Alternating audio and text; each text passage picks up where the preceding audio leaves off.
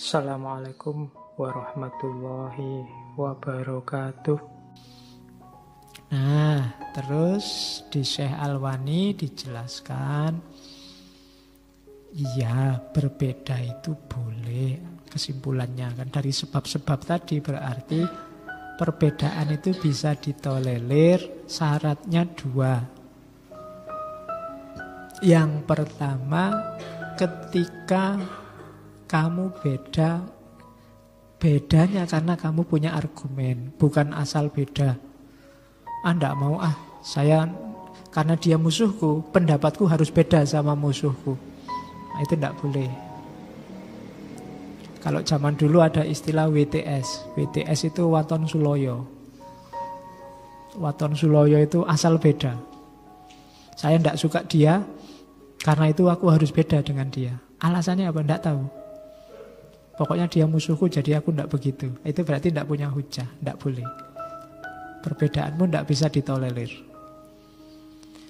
Terus, kalau memang beda boleh, tapi permusuhan tidak boleh. Mencela tidak boleh. Menjatuhkan, membongkar aib tidak boleh.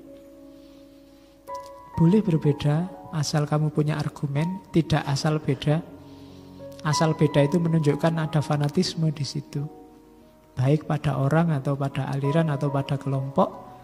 Yang kedua, tidak didadekke musuh orang yang berbeda dengan dirimu, apalagi dicela, apalagi diserang, apalagi dijatuhkan. Kalau ada yang kedua ini, perbedaanmu tidak bisa ditolerir. Tidak ditolerir itu berarti tercela. Jadi ada perbedaan yang terpuji, manusiawi, dan ada yang tercela. Perbedaan yang bisa ditolerir inilah yang nanti jadi rahmat. Ihtilafu ummati rahmah. Itu kalau punya dua syarat ini. Kebalikannya, dia akan tercela kalau sengaja berbeda. Pokoknya aku anti dia, anti pejabat itu. Maka apapun dari pejabat itu harus aku kritik. Nah, itu berarti asal beda. Tidak boleh, tidak islami. Jadi motifnya kedengkian. Sudah tidak suka duluan, itu tidak boleh. Setiap orang ada sisi-sisi baiknya, ada sisi-sisi buruknya. Kemarin itu ada yang tanya, Pak Faiz pro Soeharto apa anti Soeharto? Pertanyaannya Ibu. Jawabnya gampang. Ya Pak Soeharto itu ya manusia. Ada baiknya pasti, ada buruknya juga pasti. Di bagian-bagian yang baik aku pro, di bagian-bagian yang jelek aku anti. Wah, itu namanya tidak jelas Pak. Ya Ben. Jadi lu caranya tahu yang baik dan tidak baik, ya telitian sampai dapat info yang valid. Jangan kamu ngomong jelek tanpa kamu teliti, itu namanya nuduh. Nah, jadi caranya begitu. Tidak ada manusia yang 100% baik, 100% jelek. Maka kita harus adil. Jangan mentang-mentang dia kita benci terus salah kabeh yang dari dia, atau sebaliknya. Dan hati-hati dengan perbedaan yang mengakibatkan perpecahan, permusuhan. Sebenarnya urusannya sangat simpel. Lah kok akibatnya besar begini? Kok orang se-Indonesia, umat Islam sedunia jadi pecah, jadi berkubu-kubu? Berarti salah kamu mengelola perbedaan. Ditinjau lagi, perbedaanmu jadi tercela. Harusnya perbedaan itu rahmat, tapi jadi tercela ketika wong cuma beda dalam hal kecil ini aja loh ya, kok terus jadi rusak semua. Nah, itu berarti tercela sudah. Kamu tidak ngukur dampaknya. Yang kamu ukur, yang penting kamu menang. Jadi ada yang boleh terpuji dan yang tercela. Jadi kapanpun kamu mau jidal, mau tabrakan pendapat sama yang lain, coba perhatikan efeknya nanti seperti apa.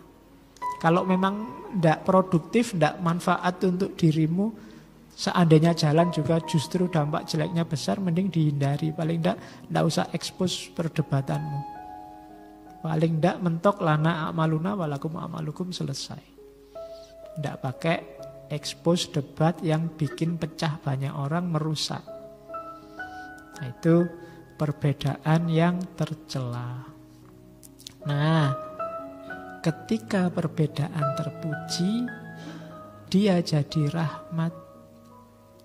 Manfaatnya perbedaan yang jadi rahmat itu secara umum 3. Yang pertama, kita kaya dengan dalil. Ada mazhab Syafi'i, Malik, Ahmad, Hanafi, itu kan kita kaya akhirnya. Oh, berarti ada alternatif dalil. Dipahaminya tidak kaku. Ada macam-macam, tergantung menurut siapa. Kan gitu. Itu kita kaya dalil. Yang semakin banyak kita bacakan, semakin kita dalil. Semakin kita adu argumen kan semakin kita wawasan. Oh iya, ada pandangan kayak gitu, dalilnya begini. Saya tadi pandanganku kayak gini, dalilku ini. Itu kan kita semakin kaya. Dan para ulama zaman dulu sangat ngerti ini. Jadi mereka tidak masalah berbeda. Padahal itu relasinya banyak yang guru murid. Malik, Hanafi, Syafi'i itu kan relasi guru murid. Tapi masing-masing punya perbedaan pikiran. Tidak apa-apa. Akhirnya fikih jadi kaya dengan pikiran, kaya dengan dalil. Ternyata bisa begini juga bisa begitu. Tergantung cara kita menggunakan dalil. Nah, itu manfaatnya perbedaan. Kalau perbedaan nggak boleh atau perbedaannya tercela semua, pasti tidak akan ada mazhab-mazhab yang bikin kita punya banyak alternatif. Begitu kita kaya dalil kan enak. Oh, ada yang argumennya begini, ada yang bilang aurat itu ABCD, ada yang bilang jilbab itu begini, ada yang bilang begitu. Itu kan kita kaya perspektif. Semakin kaya kan semakin kita tidak gampang ngamuan. Oh, mungkin ulama itu ikut mazhab ini loh. Kalau mazhab ini dalilnya itu. Kan gitu. Kayak aurat itu kan kalau Syafi'i dari udel sampai dengkul misalnya kalau sholat. Jadi kamu sholat hanya pakai sarung yang pendek itu hanya pakai di bawah dengkul, atau celana yang sampai bawah dengkul itu kan boleh. Asal ketutupan semua. Tidak pakai atasan juga boleh. Yang penting udelnya ketutup kan. Itu versinya Syafi'i.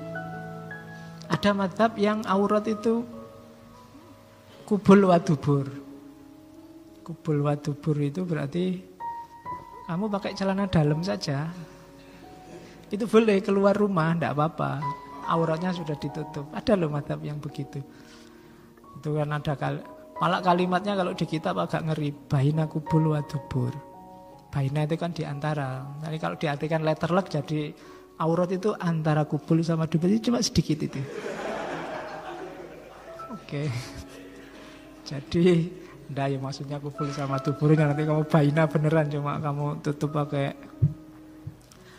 Jadi lo itu kaya kita, lo kayak gitu itu lo ada dalilnya ternyata.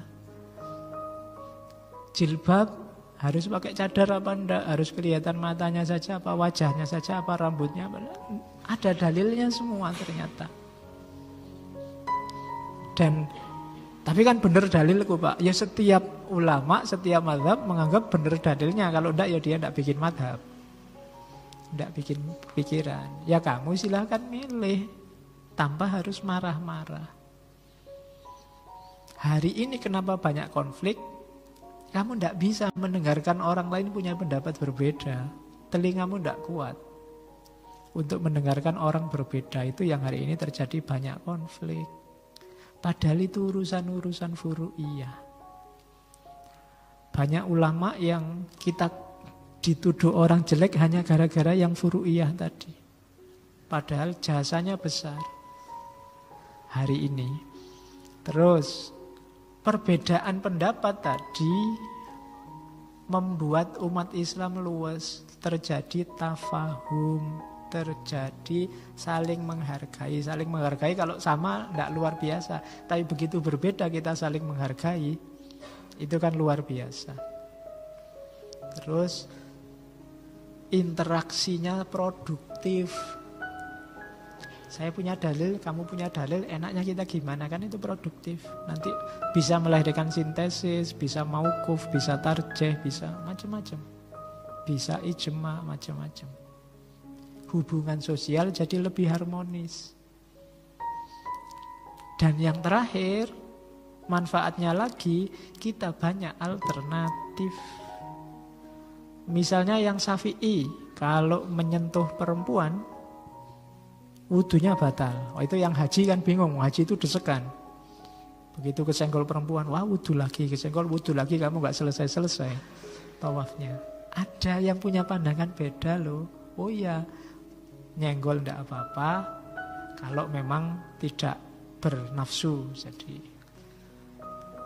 kuncinya di nafsunya. Kalau ada nafsunya ya berarti batal. Kan ada yang begitu. Jadi senggol-senggolan ndak apa-apa asal ndak nafsu. Kecuali sengaja nafsu, sengaja nyenggol lumayan, ada senggolan gratis. Oh itu ya mumpung haji, orangnya bajunya minimal, semua nyenggoli kabeh wis. Itu beda lagi. Kan ndak batal toh Pak. Ya wudumu ndak batal. Tapi hajimu batal. Oke, jadi ada manfaatnya ternyata. Banyak alternatif. Jadi kita ndak gampang ngamuan. Oh mungkin madhabnya beda. Oh mungkin ulama yang dirujuk beda. Itu kan enak. Daripada terus ngamuk-ngamuk. Oke, untuk malam hari ini saya cukupkan sekian dulu. Mohon maaf kalau ada yang kurang berkenan, mungkin 1-2 kekurangan apa, mohon dimaklumi. Kalau ada kekhilafan, kealpaan yang teman-teman ngerti benernya seperti apa, ya silahkan disampaikan. Kurang lebihnya mohon maaf. Wallahul muwaffiq, wallahu a'lam bissawab. Wassalamualaikum warahmatullahi wabarakatuh.